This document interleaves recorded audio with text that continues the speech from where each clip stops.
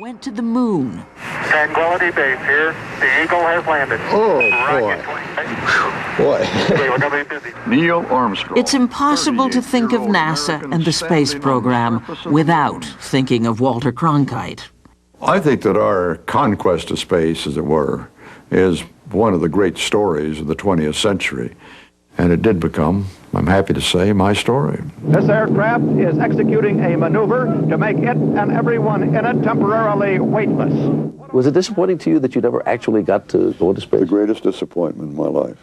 The greatest disappointment in my life. This is what Cronkite said at the age of 80. If they offered me a chance to go tomorrow, if I thought I could pass the physical, I'd go. But I'd still see the opportunity as a glass half empty. I wasn't getting to go to the moon. In just about every other way, his life was a glass filled to the brim. When he wasn't doing the work he loved, he was sailing. He adored his wife of 65 years from the moment he laid eyes on her in 1936 at a radio station in Kansas City. Her name was T. Maxwell. I was, for some strange reason, rather shy about meeting her. And the two of us were suddenly cast in a commercial.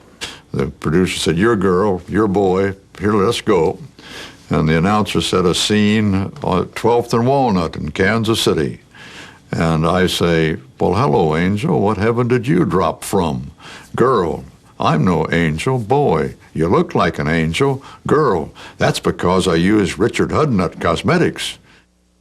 The spark took. We went together for several years and finally married in 1940. Betsy Cronkite died in 2005. Now listen, everybody, don't get nervous, for heaven's sake. For 15 of the 19 years Walter Cronkite anchored the CBS Evening News, he demolished the competition in the ratings. In poll after poll, he was voted the most trusted man in America. There were even that he run for president. Cronkite said it wouldn't be appropriate. We're rolling. This is my last broadcast as the anchorman of the CBS Evening News. Walter Cronkite was so much more than what we think of today as an anchorman. It seemed inconceivable that he would ever retire, but he did in 1981. Good night. 60 Minutes correspondent Morley Safer. I had dinner with him that night, and he said, "I think maybe I'm making a terrible mistake." Or maybe not. He left on a high, just as the snug three-network realm he presided over was beginning to fracture into the multiple-choice mayhem television news has become. This country has lost an icon and a dear friend, and he will be truly missed. At some level, Cronkite had to have understood the uniqueness of his legacy. He saved everything. Look over here. I mean, we have to get them shipped in from a warehouse. This is only a few it's tip of the, not beyond tip of the iceberg. This isn't all tip of the tip of the iceberg. It's box after box after box. And what's been, you asked what surprised me the most is just how much Cronkiteana there is. This letter says it all. Dear Walter. It's from the late Lady Bird Johnson, wife of the president Cronkite helped to bring down. I believe I can say in all certainty, you are a national hero. You are unabashedly one of mine. It's hard to imagine that any one man could ever speak for the nation now. The fact that Walter Cronkite did is truly remarkable. This is Walter Cronkite. Good night.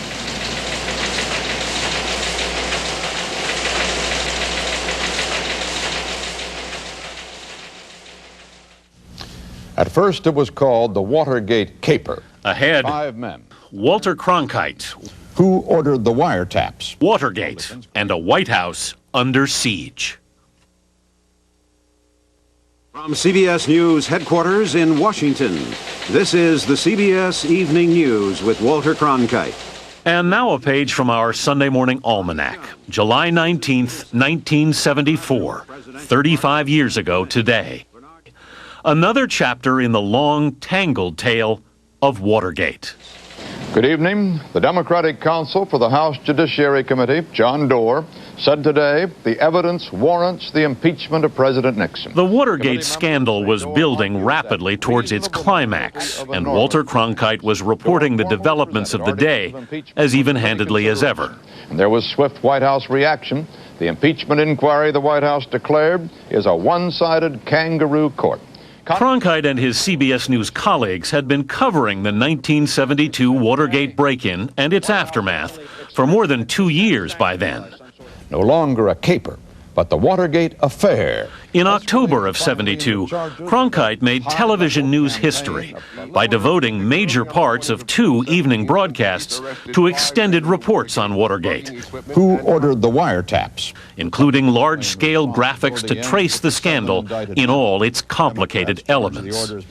How was the information used? Cronkite continued to report every twist and turn of the case. I shall resign the presidency effective at noon tomorrow. Right up to President Nixon's departure from office on August 9th of 1974. Our long national nightmare is over, Mr. Ford said. In retrospect, the edition of the CBS Evening News Walter Cronkite anchored 35 years ago today was nothing extraordinary, just typical of the job he did in the anchor chair every day for 19 years. And that's the way it is. Friday, July 19th, 1974. This is Walter Cronkite, CBS News, reporting from Washington. Good night. Beautiful, just beautiful. Just ahead, the men on the moon. There it is, a U.S. flag on the surface of the moon. Boy. And the man over the moon. As you've heard of all the stories Walter Cronkite covered in his years here at CBS News, none was closer to his heart than America's manned space program. That great adventure peaked 40 years ago tomorrow with one small step by astronaut Neil Armstrong, the step that brought the very first man to the surface of the moon. We take a few moments now to revisit the remarkable days and amazing images of the mission of Apollo 11. I believe that this nation should commit itself to achieving the goal before this decade is out of landing a man on the moon and returning him safely to the earth.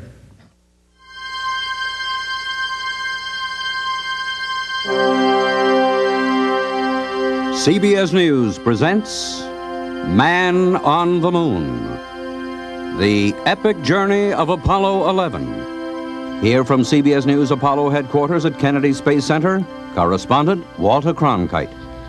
Good morning. It's T-minus 1 hour, 29 minutes, and 53 seconds and counting in just an hour and a half. If all goes well, Apollo 11 astronauts, Armstrong, Aldrin, and Collins are to lift off from pad 39A out there on the voyage man always has dreamed about. Next stop for them, the moon. 10, 9, ignition sequence starts. 6, 5, 4, 3, 2, 1, 0, all engine running.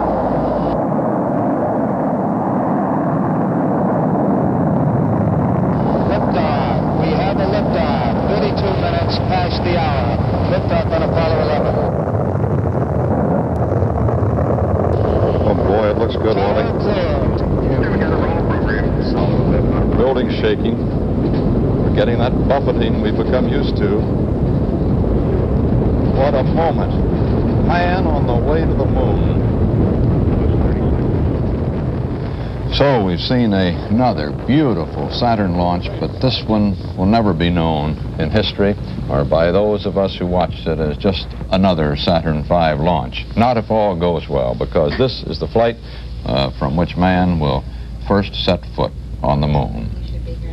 We almost glibly toss that line away now, man on the moon. But by golly, just think it over.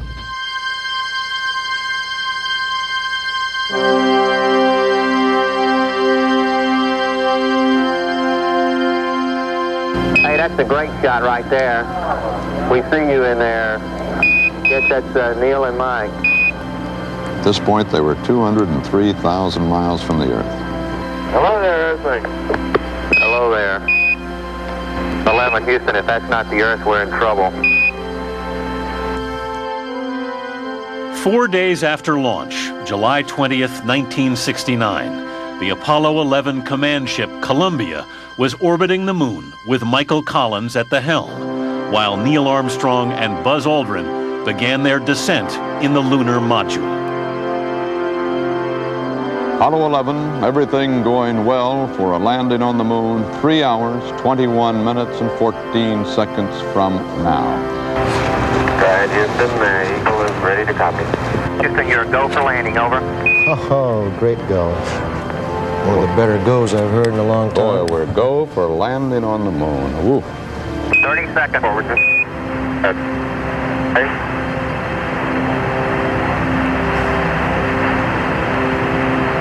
Contact light. Engine arm on. We're home. Man on the moon.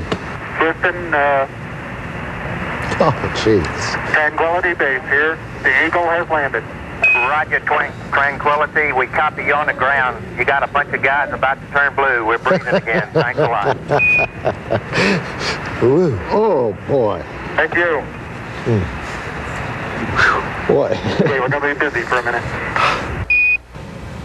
There's that foot coming down. There he is. There's a foot coming down the steps. Armstrong is on the moon. Neil Armstrong, 38-year-old American, standing on the surface of the moon on this July 20th, 1969. That's one small step for man, one giant leap for mankind. No, one small step for man, but I didn't get the second phrase. His quote was, that's one small step for man, one giant leap for mankind. There you go. Welcome home. And now we have 2 Americans on the moon. Beautiful view. Isn't that something? Magnificent sight out here. Magnificent desolation. They're taking the cover off of the stainless steel plaque. Mounted on one leg there. If you haven't read the plaque, we'll read the plaque that's on the front landing gear of this LEM. It says, "Dear men from the planet Earth, first set foot upon the moon, July 1969 AD. It came in peace for all mankind." There it is, a U.S. flag on the surface of the moon. Yes, indeed. Beautiful, just beautiful. That flag is on a frame. There is no wind to hold it out like that, of course. It's a 3x5 flag, and it's got a frame of its own to hold it out. Neil and Buzz, the President of the United States is in his office now and would like to say a few words to you. Over. Go ahead, Mr. President. This is Houston out. Hello, Neil and Buzz. Because of what you have done, the heavens have become a part of man's world. Thank you, Mr. President. The first tourists on the moon. From their description, it sounds like someplace we might want to go after all. Aldrin called it magnificent desolation. Armstrong, stark beauty all its own.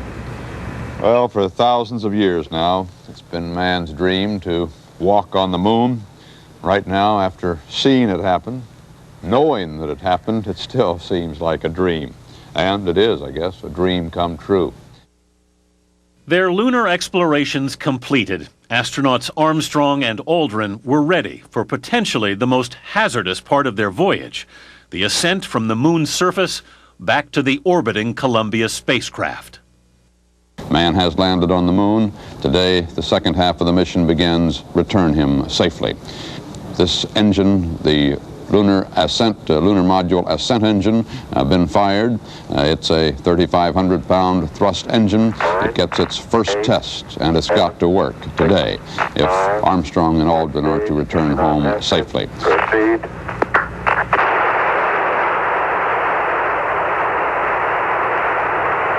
Beautiful. 26, 36 feet per second up. 5 for the pitch over. Engines firing, they're on the way. 1,000 feet high, 80 feet per second vertical rise. Oh boy, hot diggity dog, huh? Off and running now. Yes, sir.